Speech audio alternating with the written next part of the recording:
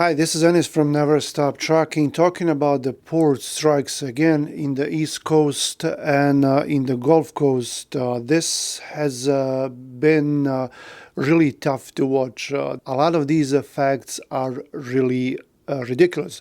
Now, first thing today, there was a guy that was injured. He was delivering there, and I don't know all the details because it's tough to know all of that, but he was injured. Next thing here that I want to talk about is they turned down the 50% wage increase, the union.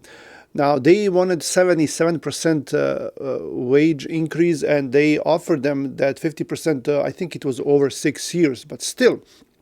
Now, if you think about it, these union guys are paid very well. They're talking about some of these workers being paid well into six figures. For example, they're saying that a crane operator could earn like 300,000 a year.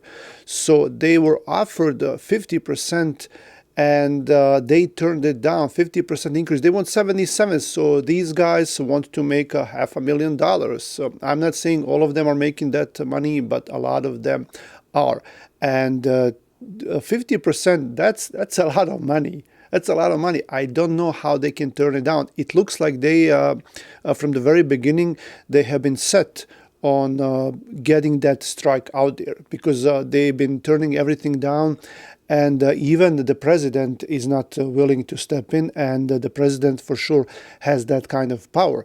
I don't believe that these governments are really effective, but at least this is what they could have done. That's what they did in 2022 with the railroad potential strike, and they just didn't allow to do it, and everything continued. Now this will cripple the economy, and that's what the union president said. He was recorded, he was giving an interview, and he said, I will cripple the economy with this. And that's what they're doing. And how can they allow this? And everyone is asking, well, why is the president not doing anything? Why are they not forcing these guys? Well, it's all politics. And as we know, the unions, they haven't endorsed anyone, and they have been traditionally endorsing people. Now they didn't want to do anything.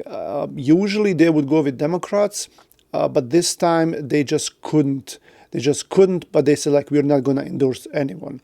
And the people, the union workers, some of them are saying they would support Trump, but they just didn't want to do anything officially. And now I'm thinking that Biden is hoping for their endorsement, because he's not going to step in. Well, I mean, endorsement for Kamala Harris, not for him, but for Democratic Party for sure. So he's not stepping in. They have their way. They're striking. They're hoping they can get their deal. And he is hoping that they're going to endorse him. So there are a lot of things coming in, and we're going to continue watching those things. Hopefully this will be resolved soon. They're saying, at first they were saying that the economy could be hit for each day of the strike. It could be hit with $1 billion in losses. And then yesterday they came back. They said, well, no, it's not that much. It's probably a little bit less. But now they're saying even more. So no one really knows for sure.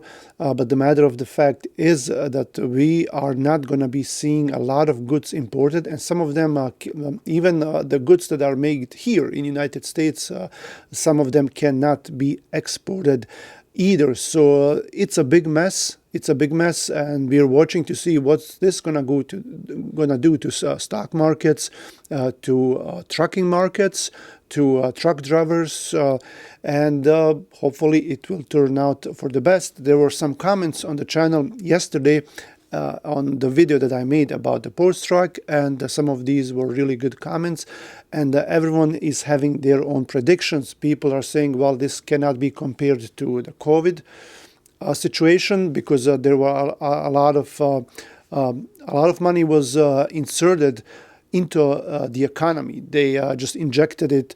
They gave all that money to regular people, to companies, PPP loans, idle loans, you name it. So there was a lot of money coming into the economy, and people had money to spend. That is true. That's not the case right now. Right now we have the inflation.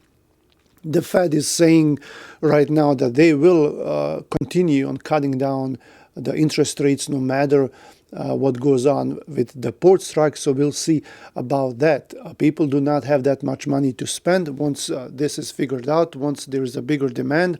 I was hoping that maybe we can see more loads and better prices. But these guys are saying in the comments that, hey, well, we are not going to have all that money to play with. Everything is going to be more expensive. So we'll see. We'll see. Maybe at least we'll have more freight. It might not be enough money, but at least there should be more freight once this is figured out. But right now, let's all hope for the best, because right now in the short term this is not looking good. Thanks for watching. This is Enis from Never Stop Trucking. Come back for more. I'll see you guys around.